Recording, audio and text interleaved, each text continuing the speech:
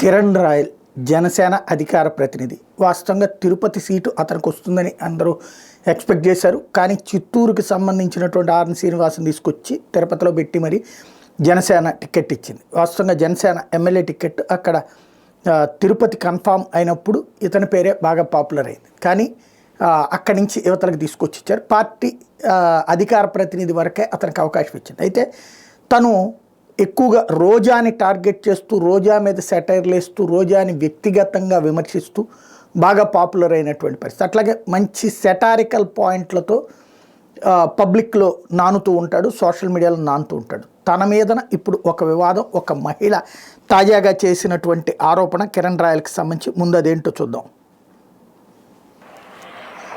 నా పేరు లక్ష్మి. లైఫ్లో ఒక నమ్మి చాలా మోసపోయాను. 1,20,00,000 ఇచ్చాను అతనికి అప్పులు చేసి. అతను నా పిల్లల్ని చంపుతారని బెదిరించి ఎన్నో చేసి కేవలం 30 లక్షలకు నా దగ్గర బాండ్లు చెక్కులు రాయించాడు. నా దగ్గర వీడియో రికార్డ్ తీసుకున్నాడు. ఇలా బెదిరించి అన్ని ప్రూఫ్స్ ఉన్నాయి నా దగ్గర. ఇంకా నేను బతకలేను, అప్పులు ఎక్కువైపోయాయి, పిల్లలకి సమాధానం చెప్పలేకపోతున్నాను. అతను ఎవరంటే కిరణ్ రాయల్, తిరుపతి జనసేన ఇన్ఛార్జ్. నేను సరిపోయాకైనా ఆ డబ్బులు నా పిల్లలకి చెందుతాయని ఆశిస్తున్నాను. కేవలం కిరణ్ వల్లే నేను ఈరోజు చనిపోతున్నాను.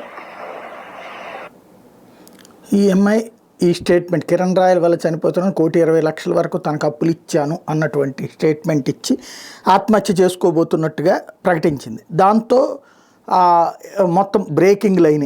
ఆ తర్వాతన ఆ అమ్మాయికి వెంటనే కిరణ్ రాయల్ ఫోన్ చేసి తనతో మాట్లాడినటువంటి కాన్వర్సేషన్, ఆ సందర్భంగా తను తిట్టిన తిట్లు, ఆమె సమాధానం అదొకసారి విందాం.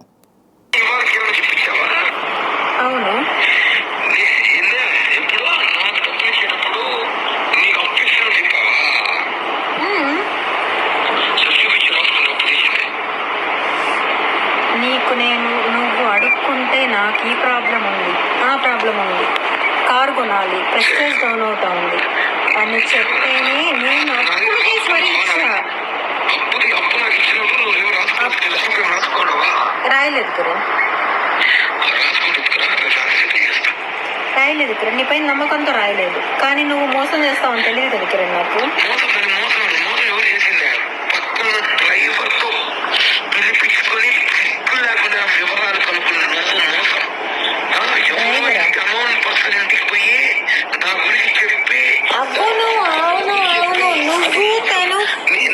నువ్వు దాంతో కలిపి నన్ను చీట్ చేసావు కిరణ్, అందుకే నేను అలా చేశాను.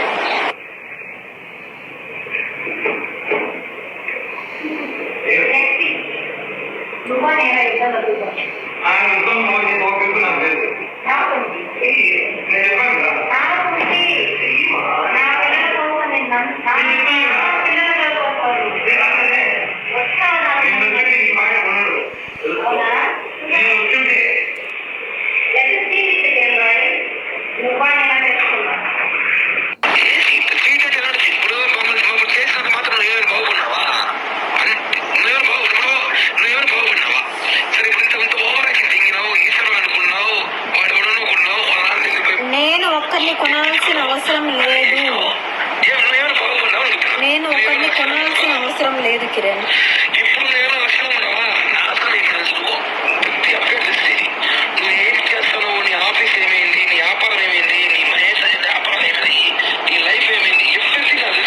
నువ్వే కదా అన్ని చేస్తున్నావు.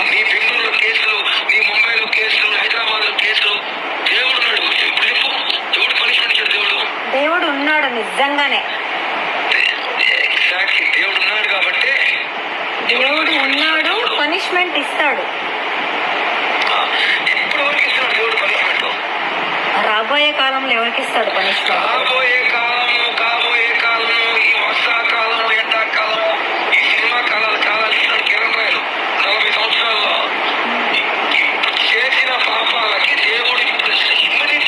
నేనేం పాపాలు చేయలేదు కిరణ్, నేను న్యాయమే చేశా.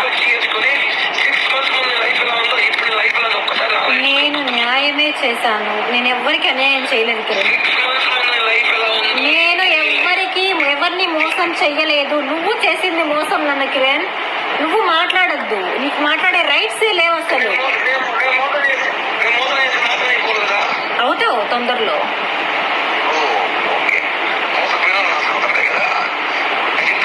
మోసపోయాను, మోసం చేసావు నన్ను.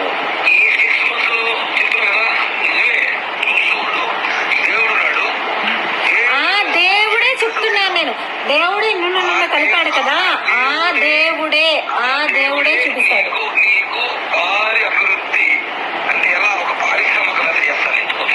ఓకే డాన్, నా కాల్ చేయదు కిరణ్ నువ్వు.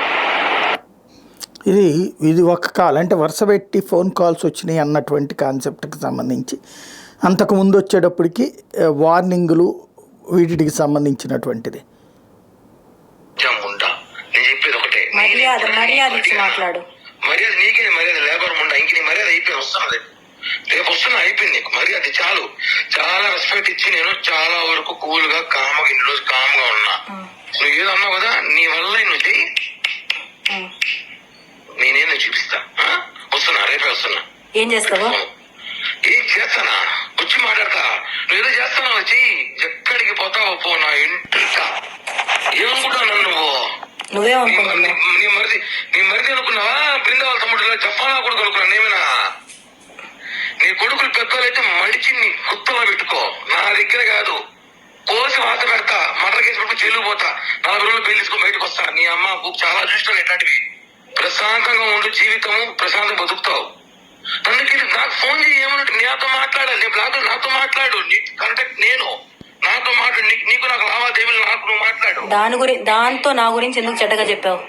నీకు నాకు లావాదేవీలు, నువ్వు నాతో మాట్లాడు. దాంతో నా గురించి ఎందుకు చెడ్డగా చెప్పావు? నువ్వు అసలు నాకెందుకు ఫోన్ చేస్తావు? అమ్మాయికి నీకు ఫోన్ చేసే రైట్స్ ఉంది? ఎందుకు లేదు? అదే నా లైఫ్ చెడగొట్టింది, నాశనం చేసింది. నాకు మాత్రమే రైట్స్ ఉన్నాయి. నీకు ప్రతి ఒక్కటి చేసింది నేను, మొత్తం చేసింది నేను, కాబట్టి నాకు మాత్రమే రైట్స్ ఉన్నాయి. నిన్ను అడగడానికి రైట్స్ మాత్రం నాకు మాత్రమే ఉన్నాయి కిరణ్. ఎందుకు నా లైఫ్ నాశనం చేసినావు?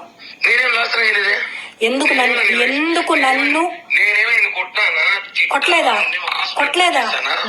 దాని వల్ల నన్ను గాయపరచలేదా? కొట్టలేదా? ఎందుకు కొట్టా అంటే నువ్వు ఓవర్ యాక్షన్ చేసినావు కాబట్టి, నా విషయం, నా పర్సనల్ లైఫ్ విషయం ఓవర్ యాక్షన్ చేసినావు కాబట్టి నేను కొట్టా. ఇంతవరకు నువ్వు కిరణ్ ఒక లాగా చూస్తావు, ఈ రోజు ఒక లాగా చూడబోతున్నావు. పిటే ఇంకా నీ వల్ల ఏం చేసుకో. నేను చాలా కామ్ గా ఉన్నా, చాలా కూల్ గా ఉన్నా.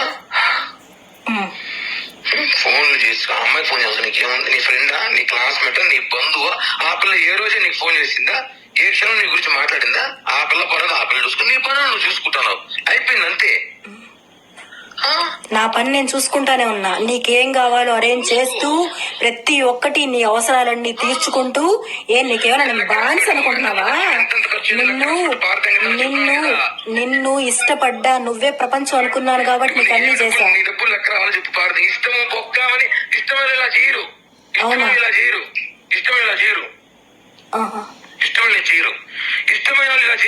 ఇలానే చేస్తారు.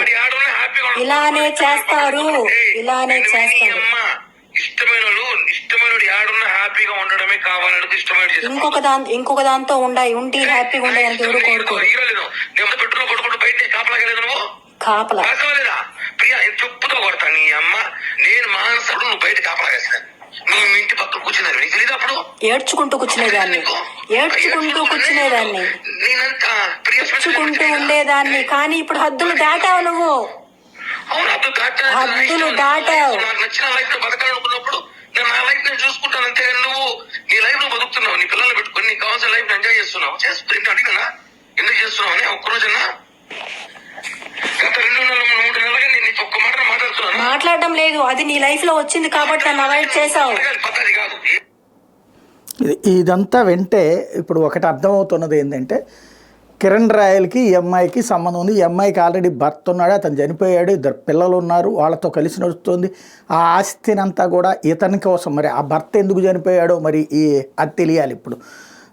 చనిపోయిన దగ్గర నుంచి ఇతనితోనే ఉంటుంది, ఇతనికే అంతా సమర్పించుకుంటుంది ఆస్తి అంతా. పిల్లలు పెద్దోళ్ళు అవుతున్నటువంటి సందర్భంలో ఈలోపు కిరణ్ రాయల్ ఇంకొకటి తనకు ప్రైవసీ దొరకలేదన్న ఇంకొక అమ్మాయితో సంబంధం పెట్టుకున్నాడు. ఆ అమ్మాయి దగ్గర ఈ అమ్మాయి గురించి నెగిటివ్గా చెప్పడం వలన వచ్చినటువంటి గొడవ ఇది. ఇదంతా సరిగ్గా చెప్పాలంటే సాధారణ ప్రజలకు అవసరం లేని అతని వ్యక్తిగత జీవితం, అక్రమ సంబంధం సక్రమ సంబంధం అనేటటువంటి దాన్ని న్యాయస్థానాలే వదిలేసిన తర్వాత మైనర్ తీరినటువంటి వాళ్ళు ఏమైనా చేసుకోవచ్చు అనేసి, ఇందులో ఏ చట్ట ప్రకారం ఏ కేసులు ఉండవు. అయితే గీతే డబ్బులు వాడుకున్నాడంటే సివిల్ కేసులు అవుతాయి, అందులో ఆధారాలు లేవు కదా అని అడుగుతున్నాడు.